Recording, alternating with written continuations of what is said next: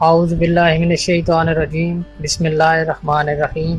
السلام علیکم دوستو، ڈیری فارمنگ ان پاکستان یوٹیوب چینل پر آپ سب دوستوں کو خوش آمدید۔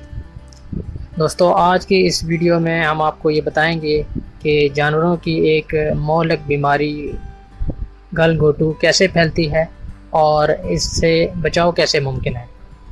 تو ویڈیو پر جانے سے پہلے ایک گزارش ہے کہ جن دوستوں نے ابھی تک ہمارے یوٹیوب چینل کو سبسکرائب نہیں کیا وہ ہمارے چینل کو سبسکرائب کر لیں اور بیل آئیکن کو لازمی پریس کریں تاکہ ہمارے آنے والی ہر نئی ویڈیو کا نوٹیفیکیشن آپ کو مل سکے۔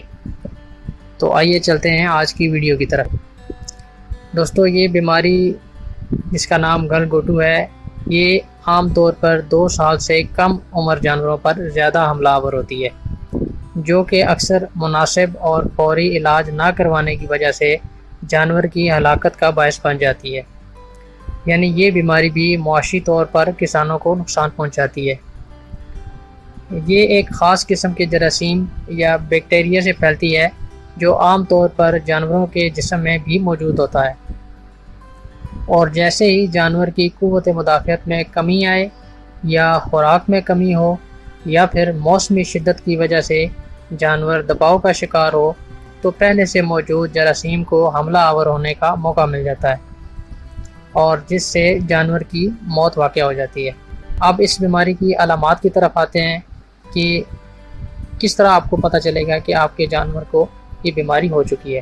اس بیماری میں جو علامات ظاہر ہوتی ہیں ان میں نمبر 1 گلے اور زبان کی سوزش ہو جاتی ہے، نمبر 2 زبان کا رنگ نیلا ہو جاتا ہے، نمبر 3 تیز بخار ہو جاتا ہے اور منہ سے رال ٹپکتی ہے، نمبر 4 گلے میں شدید سوزش کی وجہ سے سانس لینے میں دشواری ہوتی ہے اور گلے سے خرخراہٹ کی آواز بھی آتی ہے، نمبر 5 فوری اور مناسب علاج نہ کروانے کی صورت میں دم گھٹنے کی وجہ سے جانور کی فوری موت واقع ہو جاتی ہے۔ اب آتے ہیں احتیاط کی طرف کہ وہ کون سی ضروری باتیں ہیں جن کا خیال کر کے ہم اپنے جانوروں کو اس مہلک مرض سے محفوظ رکھ سکتے ہیں۔ سب سے پہلے سال میں 2 دفعہ مئی جون اور نومبر دسمبر کے مہینے میں اس بیماری کے خلاف حفاظتی ٹیکہ لازمی لگوانے چاہیے۔ ابھی کیونکہ جون کا مہینہ شروع ہو چکا ہے تو ابھی بھی ٹائم ہے۔ جن دوستوں نے ابھی تک اپنے جانوروں کو اس بیماری کی ویکسینیشن نہیں کروائی تو وہ فوری طور پر اپنے جانوروں کی ویکسینیشن کروا لیں تاکہ آپ کے جانور اس موذی مرض سے محفوظ رہ سکیں۔ اس کے علاوہ جانوروں کے باڑے کو صاف ستھرا رکھیں اور وقتاً فوقتاً باڑے میں یا ڈیری فارم پر بجھے ہوئے چونے کا چھڑکاؤ لازمی کرتے رہا کریں۔ اس سے نہ صرف اس بیماری سے بلکہ اور بھی بہت سی کئی بیماریوں سے آپ اپنے جانوروں کو محفوظ رکھ سکتے ہیں۔ بیماری کی صورت میں متاثرہ جانور کو فوری طور پر باقی جانوروں سے الگ کر لیں اور اس جانور کو زود ہضم خوراک دیں۔ تیز بخار کی صورت میں جانور کے سر پر پانی ڈالیں اور فوری طور پر ڈاکٹر سے رجوع کریں۔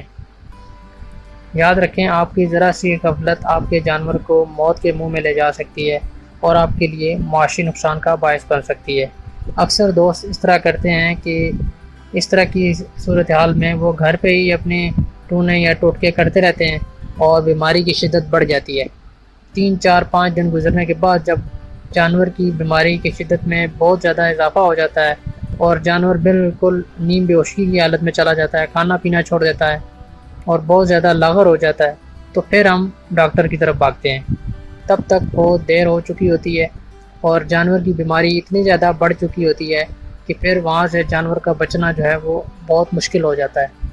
اس لیے کوشش کریں کہ جب بھی آپ کا جانور بیمار ہو تو فوری طور پر کسی مستند ویٹنری ڈاکٹر کی خدمات حاصل کریں، اس سے رابطہ کریں، اسے بلائیں اور اپنے جانور کا کمپلیٹ معائنہ کروائیں اور اس کے بتائے ہوئے طریقہ علاج کے مطابق اپنے جانور کو آپ اس کی دیکھ بھال کریں، اس کا علاج کروائیں۔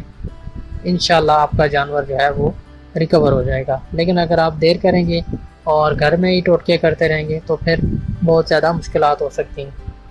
دوستو، امید ہے کہ آج کی ویڈیو آپ کو پسند آئی ہوگی۔ اگر آپ کو ہماری ویڈیو پسند آئی ہے تو پلیز اس کو لائک ضرور کریں، اپنے دوستوں کے ساتھ شیئر کریں اور ہمارے چینل کو بھی لازمی سبسکرائب کریں۔ انشاءاللہ اگلی ویڈیو میں کسی اور ٹاپک کے ساتھ آپ کی خدمت میں حاضر ہوں گے۔ تب تک کے لیے اللہ حافظ۔